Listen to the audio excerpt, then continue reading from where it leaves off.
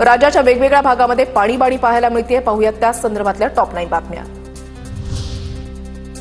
ठाण्यामध्ये पाणी टंचाईमुळे सर्व्हिस सेंटरमध्ये वाहनं धुण्यास मनाई, महापालिकेने काढले आदेश। धरणातील पाण्याची पातळी खालावल्याने पालिकेचा निर्णय। छत्रपती संभाजीनगर शहरामध्ये पाणी टंचाई, महापालिकेद्वारे टँकरनं पाणी पुरवठा सुरू। मात्र 200 लिटरच्या टाकीसाठी 3 महिन्याचे 1100 रुपये कर, तर उद्यापासून शिवसेना ठाकरे गटाच्या वतीने आंदोलनाचा इशारा।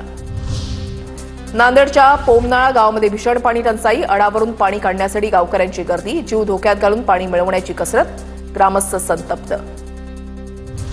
सांगली जिल्ह्यामध्ये भीषण पाणी टंचाई, जतमधील 4 गावांमध्ये तर आटपाडीमध्ये एका गावासह 9 वाडी वस्तींवर टँकर सुरू। 17 गावांचा टँकर मागणी प्रस्ताव प्रशासनाकडे प्रलंबित, तर दुष्काळी परिस्थिती हाताळण्यासाठी जिल्हा प्रशासन सज्ज असल्याची जिल्हाधिकाऱ्यांची माहिती।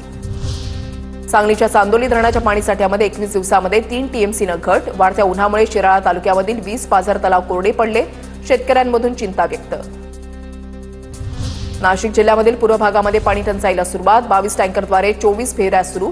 येवल्यामध्ये आणि मालेगावमध्ये सर्वाधिक टँकर फेऱ्या, नाशकातील धरणांमध्ये सध्या 36% पाणीसाठा।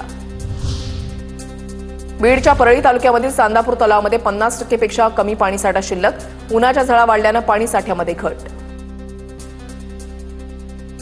पालघरच्या विक्रमगड तालुक्यामध्ये गावागावात भीषण पाणी टंचाई, पाण्यासाठी महिलांची वडवड, विहिरींनी तळ गाठला तर काही भागात पाणी योजना बंद। कोल्हापुरात पंचगंगेनंतर कुंभी नदी ही प्रदूषणाच्या विळख्यात, कुंभी नदीमधील दूषित पाण्यामुळे नदीतील हजारो मासे मृत। करवीर तालुक्यामधील सांगरूळ कुडीत्रे परिसरामध्ये कुंभी नदीपात्रामध्ये मृत माशांचा खच, 10 ते 12 गावातील नागरिकांच्या आरोग्याचा प्रश्न गंभीर।